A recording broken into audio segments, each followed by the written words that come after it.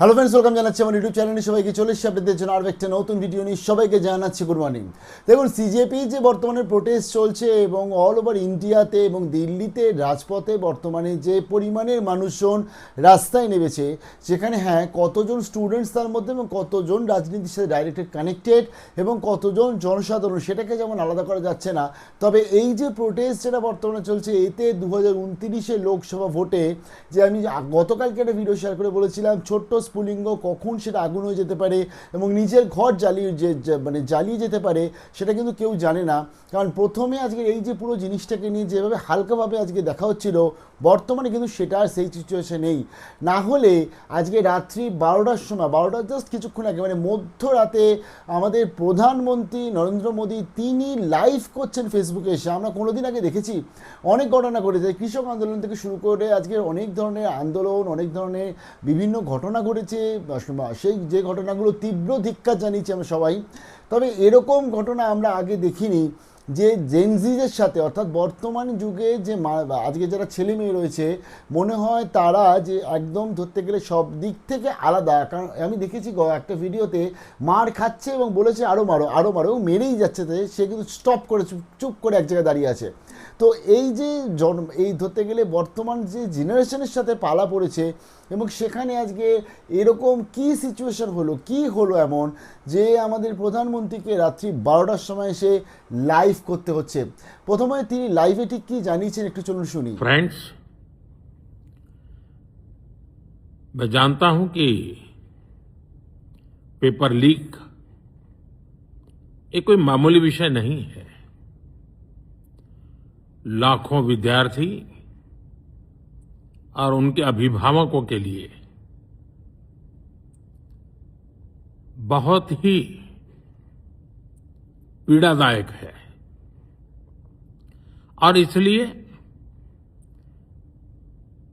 Paper leak घटना से अब तक पिछले 2.5 महीनों में अनेक विध कदम उठाए गए, गुनहगारों को पकड़ा गया है, वे जेल में पड़े हैं।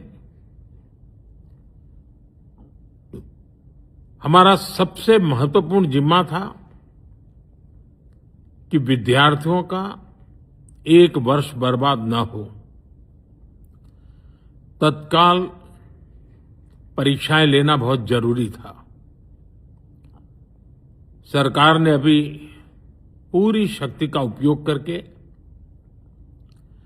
कम से कम समय में 22 लाख जितने विद्यार्थियों के एग्जाम हो जाएं, इसका प्रबंध किया।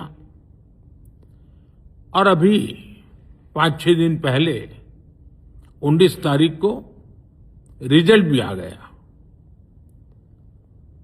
और देश भर में उत्तीर्ण हो गए विद्यार्थियों की खुशियों की खबरें भी आ रही हैं।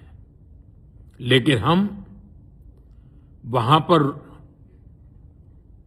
संतोष मानने वाले लोगों में से नहीं है और इसलिए मैंने आज फास्ट ट्रैक कोर्ट के लिए विभागों को निर्देश दिए थे। आज विभागों ने लगातार मेहनत करके देर रात मुझे मुसद्दा भी दे दिया। फास्ट ट्रैक कोर्ट और कठोर सजा के प्रावधान के साथ का ये मुसद्दा कल कैबिनेट में चर्चा होगी।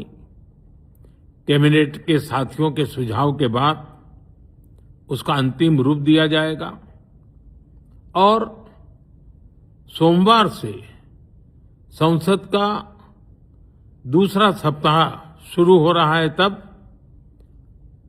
जल्द से जल्द उस बिल को सदन में पारित कराने का प्रयास किया जाएगा। দেখুন তার লাইভে এটা স্পষ্ট, আজকে ক্যাবিনেটে আলোচনা হচ্ছে এবং ক্যাবিনেটে আলোচনা কি হয় সেটা তোমরা নিশ্চয়ই দেখবো। এবং আমি এটাও জানিয়ে দিই, আমাদের যে আজকে রাষ্ট্রীয় যে সেন্ট্রালের যে সচিব রয়েছে এডুকেশন ডিপার্টমেন্টে, তাকে সরিয়ে দেওয়া হয়েছে। তবে সেটা তোর দাবি নয়, দাবিটা হচ্ছে মন্ত্রীকে সরাতে হবে। কিন্তু আজকে ধর্মেন্দ্র প্রধানের সাথে আমি যেটা বলেছিলাম, একদম প্রধানমন্ত্রীর ডান হাত বলে অনেকেই বলে থাকে, তো তার জন্যই তাকে সরানোটা কতটা সম্ভব, বা আজকে ক্যাবিনেটে তাকে সরানোর জন্য বা অন্য ডিপার্টমেন্টে সুইচ করার জন্য কিছু ডিসিশন আসছে কি, সেটা তো পরবর্তী দেখবো। দেখুন এই যে টোটাল যে আন্দোলনটা চলছে, যদি আন্দোলনটা আমি আজকে অরাজনৈতিকভাবে দেখি, এই পলিটিক্যালভাবে দেখি, তাহলে বুঝতে হবে এই রাজনীতি এই আন্দোলনটা যখন প্রথমে শুরু হয়েছিল তখন কেউ হাওয়া দিচ্ছিল না, পাত্তা দিচ্ছিল না। পরবর্তীতে যখন এটা একটা তোল্লাই পেয়ে গেছে এবং যেভাবে বাচ্চাদের ওপর মারা হয়েছে, যেটা একদম অনৈতিক কাজ করেছে, সেটা আমরা বারে বারে প্রোটেস্ট করি, এখনও বলছি। সেই মারার পরবর্তীতে এবং সেখানে রাজনৈতিক ধরতে গেলে হাওয়া জুড়ে এসে পাল এমনভাবে উঠেছে, মধ্য গগনে উঠে গেছে। এখানে কিছু অকৃতিকর ঘটনাগুলোও ঘটছে, সেটাও কিন্তু আপনাদেরকে বলা উচিত, কারণ জার্নালিস্টদের সাথে অনেক সময় বাজে ব্যবহার করা হয়েছে, অনেক জায়গাতে আজকে মহিলাদের সাথে বাজে ব্যবহার করা হয়েছে, অনেক জায়গায় স্টোন পেল্টিং করা হয়েছে পুলিশদের ওপর। এই ঘটনাগুলো কোনোদিন অভিপ্রেত নয় একটা শিক্ষিত সমাজ এবং শিক্ষিত স্টুডেন্টসদের থেকে।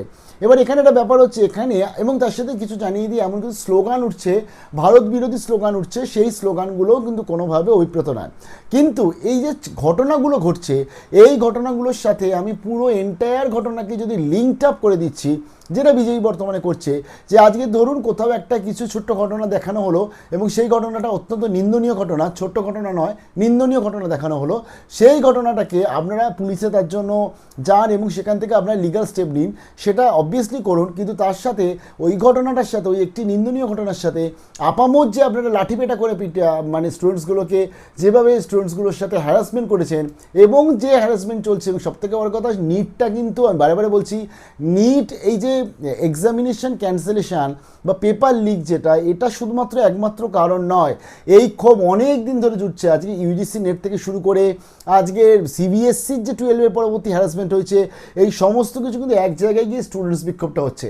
এবার ব্যাপারটা হচ্ছে এই যে অপ্রীতিকর ঘটনাগুলো কিছু কিছু ঘটেছে বলে সেটাকে দেখিয়ে আজকে কিছু গদি মিডিয়া, যারা সো কল গদি মিডিয়া, তারা কি করছে আলটিমেটলি ওই যে ঘটনাগুলো যেগুলো অরিজিনালি তার সাথে করছে, যেটার জন্যই সবাই লড়ছে, সবাই আন্দোলন করছে, ইভেন আমরাও যে বলছি সেটার জন্যই বলছি, তো সেটাকে কিন্তু ধামাচাপা দেওয়া হচ্ছে।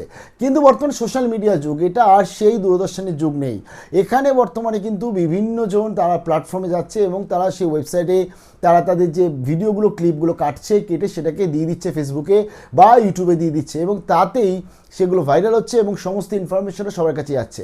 কিছু সংখ্যক মানুষ যারা আন্ধভক্ত বলা হয় যাদের, তো তারা কিন্তু শুধুমাত্র সেই সংখ্যক ইউটিউব চ্যানেলগুলোকে বা টিভি চ্যানেলগুলোকে দেখে যাচ্ছে যারা শুধুমাত্র আজকে মোদির প্রশংসা করেই যায়, প্রধানমন্ত্রীর প্রশংসা করে যায়, এবং সেই জিনিসগুলো দেখাচ্ছে।